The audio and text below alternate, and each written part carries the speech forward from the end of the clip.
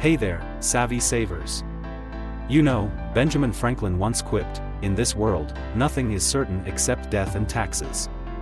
But hold on to your wallets because today, we're flipping the script on old Ben by showing you how to turn certainty into savings. That's right. We're diving into the not-so-mysterious world of tax deductions and credits that could put some serious green back in your pocket. So, sharpen those pencils, it's time to take notes. Here are 8 ways to save on taxes this year. Let's kick off with a classic, pumping up your retirement funds. Contributing to an IRA or a 401k is like a financial gym for your future self. And guess what? The taxman gives you a high five for it in the form of lower taxable income. If you're under 50, you can stash away up to $6,500 in that IRA or go big with $22,500 in your 401k. Over 50? You get a bonus round, up to $7,500 for IRA and $30,000 for 401k. And here's the kicker, this can drop you into a lower tax bracket, making your tax bill slimmer. Let's take the example of Alex, a 45-year-old graphic designer who earns $75,000 a year. Alex decides to maximize his 401k contributions for the year, contributing $22,500. This reduces his taxable income to $52,500. Not only does Alex save for his retirement, but he also moves from a higher tax bracket to a lower one, further reducing his tax liability. By maximizing contributions to your retirement accounts, you're effectively lowering your current taxable income while simultaneously bolstering your retirement savings. It's a double win that requires careful planning but yields both immediate and long-term benefits. Now that we've looked at how saving for retirement can benefit your tax bill today, let's examine how homeownership, particularly through mortgage interest deductions, can also offer tax advantages. Homeownership has its perks, and the mortgage interest deduction is like a VIP pass to tax savings. For those who took the plunge into homeownership after December 2017, you can play Deduct a lot with interest on up to $750,000 of mortgage debt. So, if you're swimming in mortgage statements, there's a silver lining. The mortgage interest deduction allows homeowners to deduct interest paid on home loans, which can result in considerable tax savings.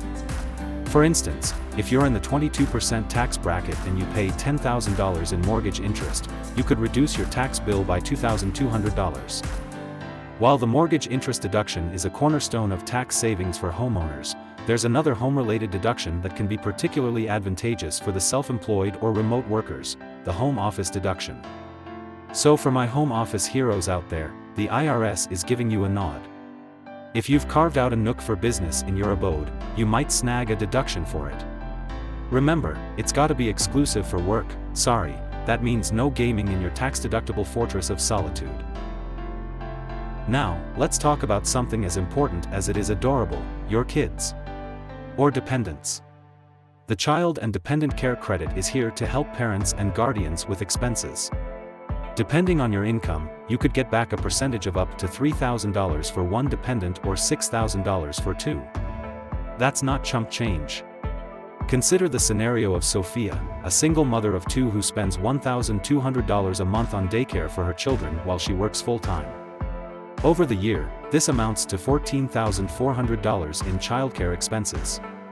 Sophia can apply for the Child and Dependent Care Credit for up to $6,000 of these expenses, which, at a 30% credit rate due to her income level, would give her a credit of $1,800 against her tax liability.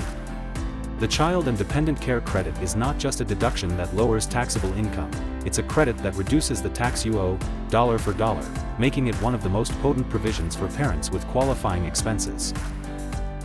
Balancing family care with personal growth, let's now turn our attention to the realm of education. Get your highlighters ready for the American Opportunity Tax Credit and the Lifetime Learning Credit. The IRS provides 2 primary education credits that can significantly reduce your tax bill: the American Opportunity Tax Credit or AOTC, which is worth up to $2,500 per student for the first 4 years of higher education, and the Lifetime Learning Credit or LLC, which is worth up to $2,000 per tax return and is available for all years of post-secondary education, including courses to acquire or improve job skills. These can cover a chunk of tuition, books, and even some fees. Whether you're a parent with a child in college or an individual seeking to improve your professional skills, education credits provide a substantial benefit that can reduce your tax bill and make education more accessible. Now, let's talk health. If you've had a year of hefty medical bills, you might deduct expenses that exceed 7.5% of your adjusted gross income or AGI.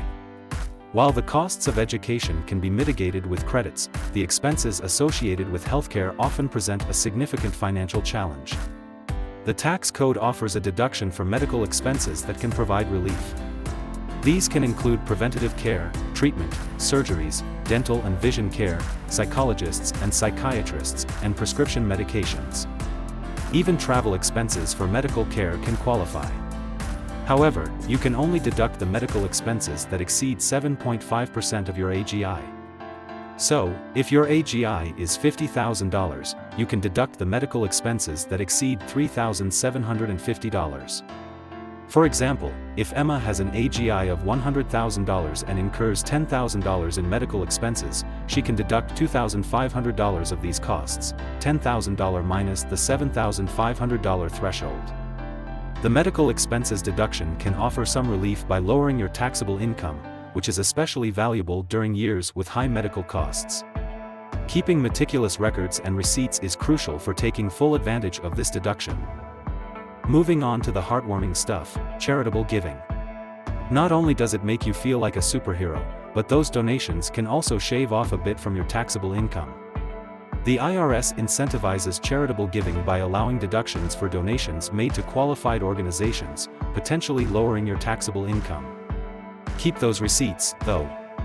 The IRS loves paperwork as much as you love giving.